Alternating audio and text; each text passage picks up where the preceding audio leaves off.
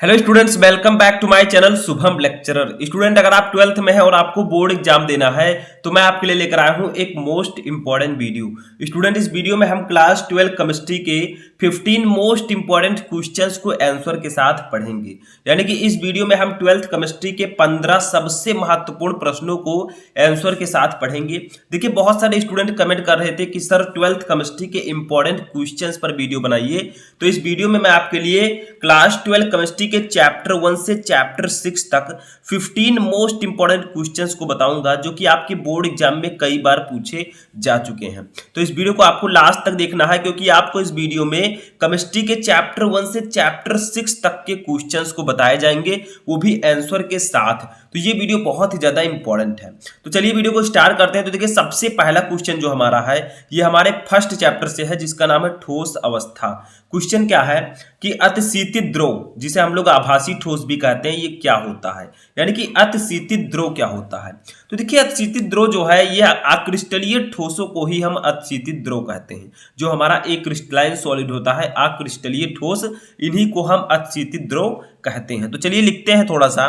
तो ध्यान से आपको एक एक क्वेश्चन को देखना है और लास्ट में कमेंट करके बताना है कि इनमें से कितने क्वेश्चन आपको पता थे। तो लिखिए, अक्रिस्टलीय ठोसों को ही, अक्रिस्टलीय ठोसों को ही अतिशीतित द्रव कहते हैं। अतिशीतित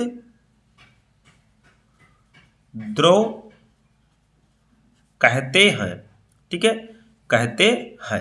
अब क्यों कहते हैं इसको भी जान लेते हैं। क्योंकि अक्रिस्टलीय ठोसों में, क्योंकि अक्रिस्टलीय ठोसों में द्रवों के समान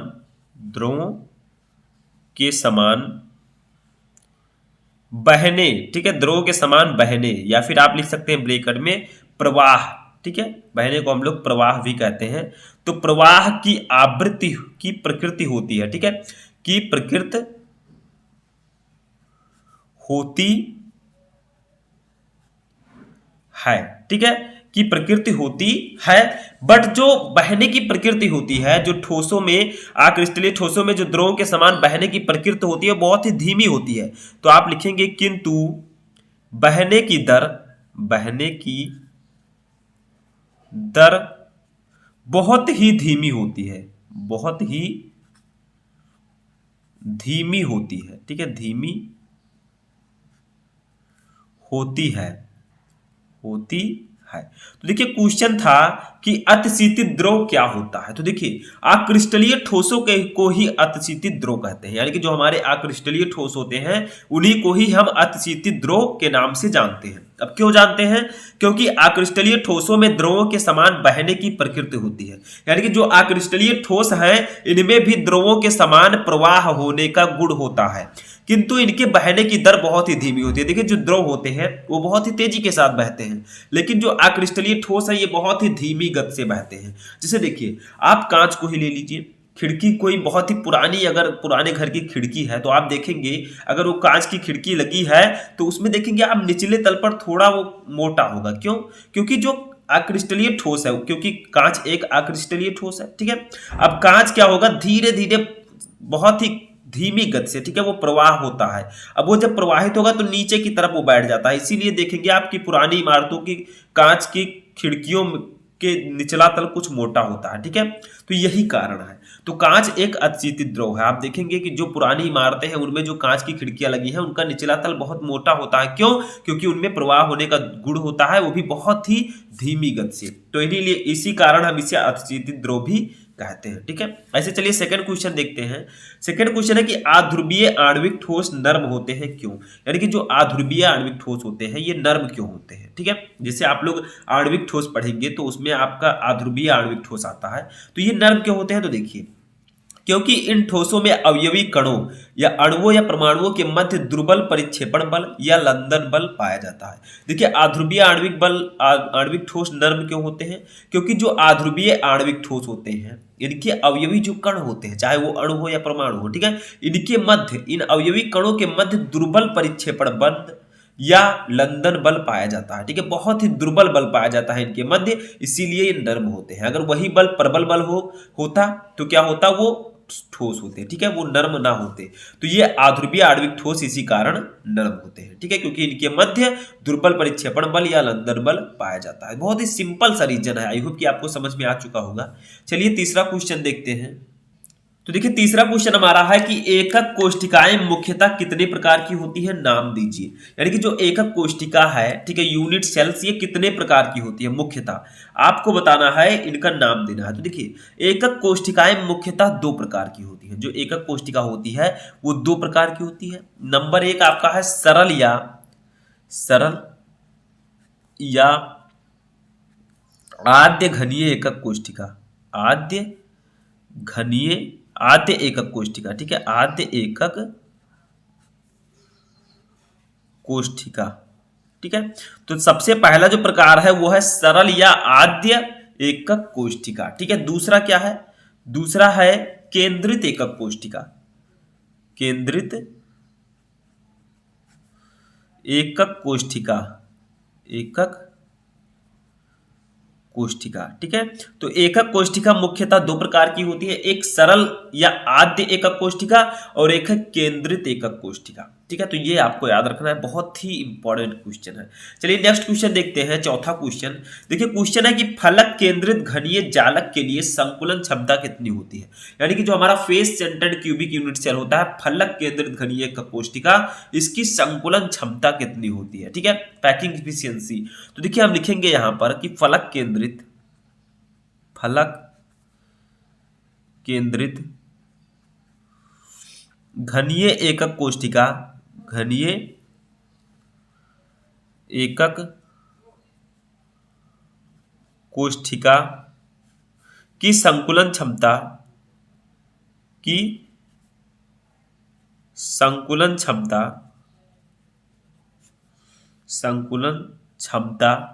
74% होती है, 74% होती है।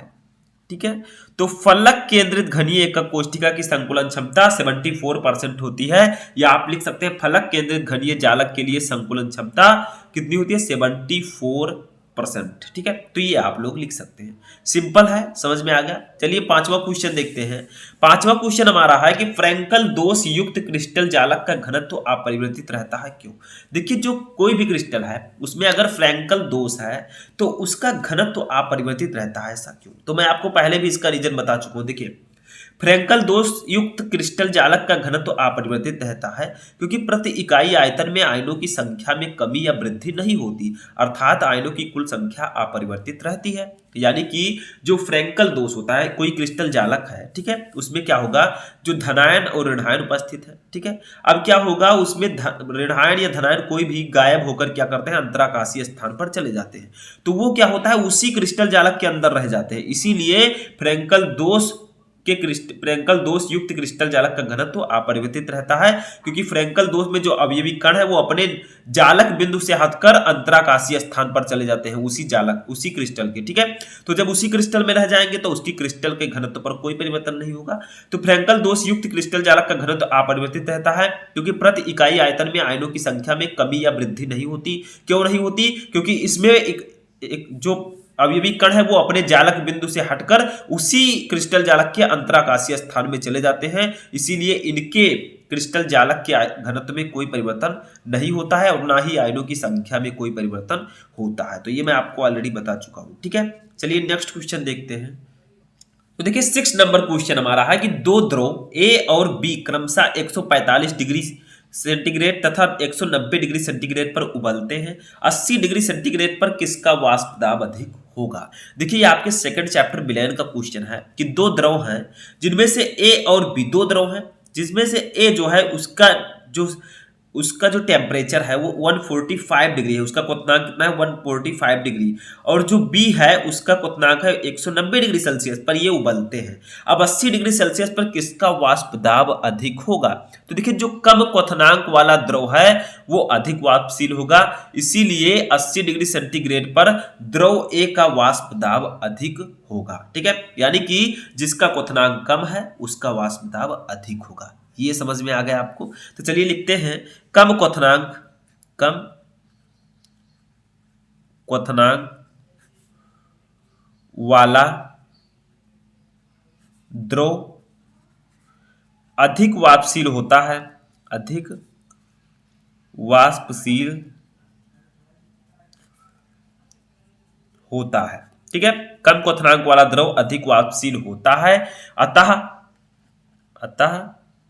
80 डिग्री सेंटीग्रेड पर द्रव ए का वाष्प दाब अधिक होगा। ठीक है, समझ में आ गया। यानी कि क्वेश्चन था कि दो द्रव हैं ए और बी, जिसमें से ए जो है वो 145 डिग्री सेंटीग्रेड पर उबलता है, बी जो है 190 डिग्री सेंटीग्रेड पर उबलता है।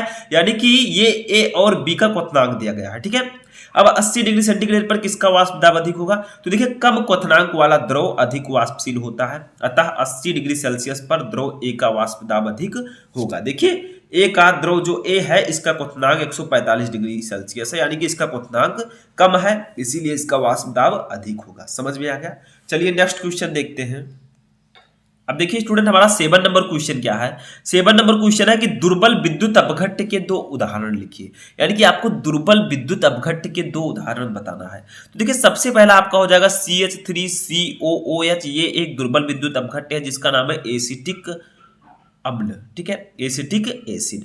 और एक आपका है NH4OH, अमोनियम हाइड्रोक्साइड। ये है 2 दुर्बल विद्युत अपघट्य। तो दुर्बल विद्युत अपघट्य के 2 उदाहरण कौन कौन से हैं? एक है एसिटिक एसिड CH3COOH और एक है अमोनियम हाइड्रोक्साइड NH4OH। ठीक है, ये दुर्बल विद्युत अपघट्य के उदाहरण है। समझ में आ गया। तो चलिए नेक्स्ट क्वेश्चन देखते हैं। यहाँ पर आप लोग फर्स्ट सेकंड लिख दीजिएगा। तो ये आपके 2 उदाहरण है। सेकंड, अब नेक्स्ट क्वेश्चन देखते हैं 8वां क्वेश्चन। देखिए मोलर चालकता का सूत्र क्या होगा? मोलर चालकता का सूत्र क्या होगा? तो हम लिखेंगे मोलर चालकता। ठीक है, मोलर चालकता लैम्डा एम, इसको हम लोग डिनोट करते हैं लैम्डा एम से। लैम्डा एम इक्वल टू होता है कप्पा इंटू, कप्पा कुछ इस प्रकार से बनता है के की तरह, 1000 अपान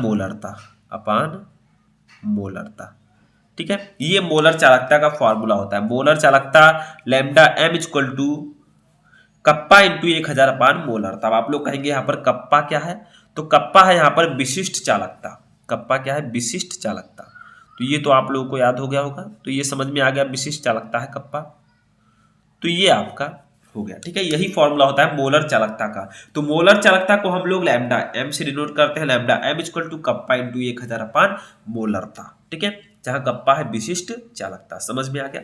चलिए नेक्स्ट क्वेश्चन देखते हैं। तो हमारा 9 नंबर क्वेश्चन है कि देहली ऊर्जा किसे कहते हैं? देहली ऊर्जा क्या होती है? What is Delhi energy? देखिए देहली एनर्जी क्या है? किसी अभिक्रिया के लिए आवश्यक न्यूनतम ऊर्जा अभिक्रिया की देहली ऊर्जा कहलाती है। यानी कि कोई भी अभिक्रिया है उसके लिए आवश्यक जो न्यूनतम ऊर्जा होती है वही उस अभिक्रिया की देहली ऊर्जा कहलाती है। ठीक है, उस अभिक्रिया को होने के लिए जितने ऊर्जा की न्यूनतम ऊर्जा की आवश्यकता है वही ऊर्जा उस अभिक्रिया की देहली ऊर्जा कहलाएगी। तो सिंपल सा डेफिनेशन है। ठीक है, चलिए 10 नंबर क्वेश्चन देखते हैं।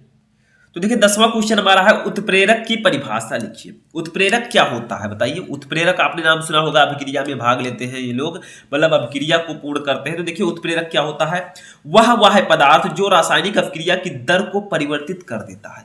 यानी कि उत्प्रेरक एक ऐसा रासायनिक पदार्थ होता है जो रासायनिक अभिक्रिया का जो वेग है, उसका जो दर है वो परिवर्तित कर देता है, परंतु स्वयं अभिक्रिया के अंत में रासायनिक रूप से अपरिवर्तित रहता है, वो उत्प्रेरक कहलाता है।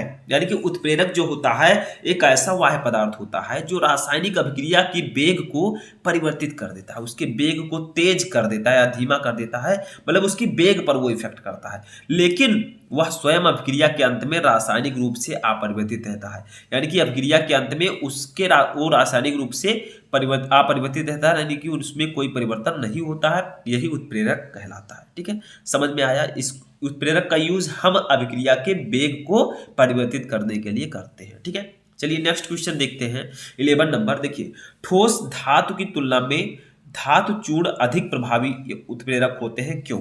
यानी कि यहाँ पर कहा जा रहा है कि ठोस धातु की तुलना में धातु चूर्ण अधिक प्रभावी उत्प्रेरक होते हैं, क्यों? यानी कि आप एक ठोस उत्प्रेरक ले लें और एक क्या करें आप लोग ठोस पदार्थ का चूर्ण ले लें, ठीक है? तो ये ठोस पदार्थ का जो चूर्ण है, धातु चूर्ण है, ये अधिक प्रभावी उत्प्रेरक होता है, ऐसा क्यों?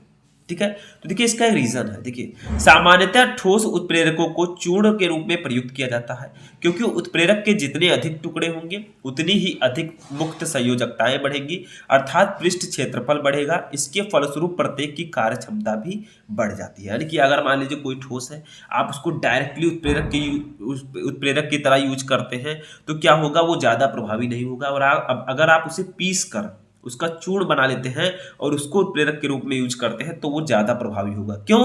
क्योंकि उत्प्रेरक को चूर्ण के रूप में प्रयुक्त किया जाता है, क्योंकि जितना ज्यादा उत्प्रेरक के जितने ज्यादा टुकड़े होंगे, जितना ज्यादा वो चूर्ण के रूप में होगा, उसकी मुक्त संयोजकताएं भी बढ़ेंगी, उतनी ही ज्यादा उसकी मुक्त संयोजकताएं होंगी और उसका पृष्ठ क्षेत्रफल बढ़ेगा, जिसके फलस्वरूप प्रत्येक की कार्य क्षमता भी बढ़ जाती है। इसीलिए जब भी आप यूज करें तो ठोस धातु का चूर्ण बना लें, तब उत्प्रेरक के रूप में यूज करें, वो ज्यादा प्रभावी होगा। ठीक है, चलिए नेक्स्ट क्वेश्चन देखते हैं।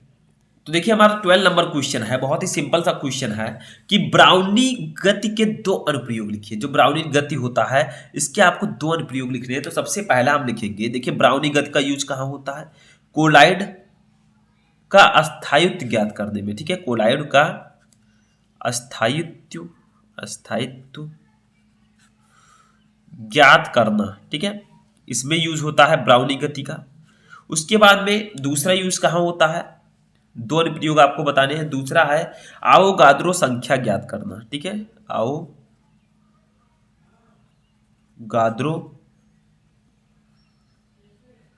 संख्या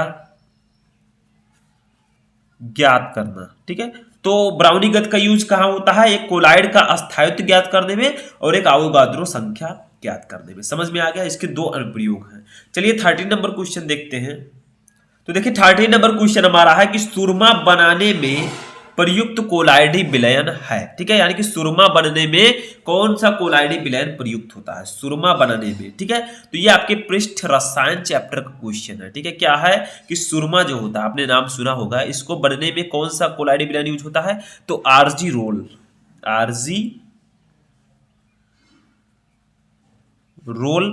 उसके बाद में और भी होता है, उसका नाम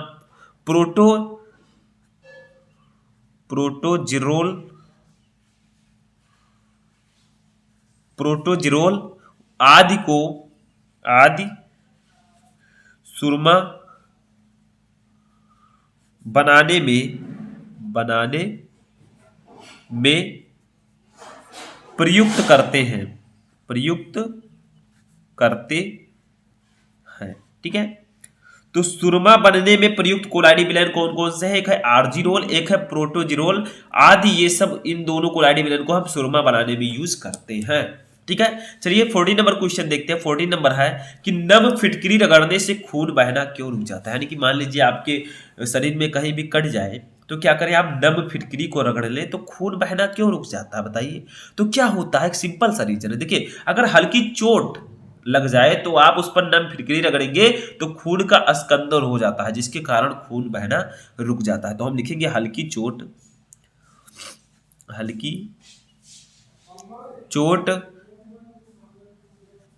पर नम फिटकरी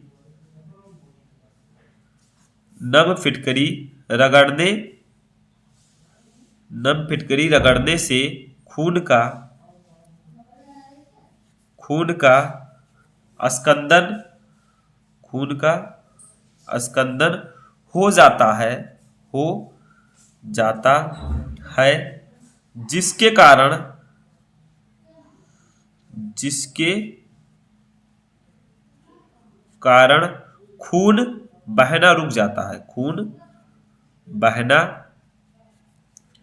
अस्कंदन हो जाता है, जिसके कारण खून बहना रुक जाता है। तो देखिए क्वेश्चन था कि नम फिटकरी रगड़ने से खून बहना क्यों रुक जाता है? तो हल्की चोट पर नम फिटकरी रगड़ने से खून का अस्कंदन हो जाता है, जिसके कारण खून बहना रुक जाता है। समझ में आ गया? चलिए लास्ट क्वेश्चन देखते हैं जो कि हमारे 6 चैप्टर्स है पी ब्लॉक के तत्व चैप्टर से। क्वेश्चन क्या है कि नाइट्रोजन के 2 भौतिक गुण लिखिए, यानी कि नाइट्रोजन के 2 भौतिक गुण आपको बताने हैं। चलिए देखते हैं। तो देखिए 2 भौतिक गुण कौन कौन से हैं। सबसे पहला गुण नाइट्रोजन के क्या है, देखिए नाइट्रोजन रंगहीन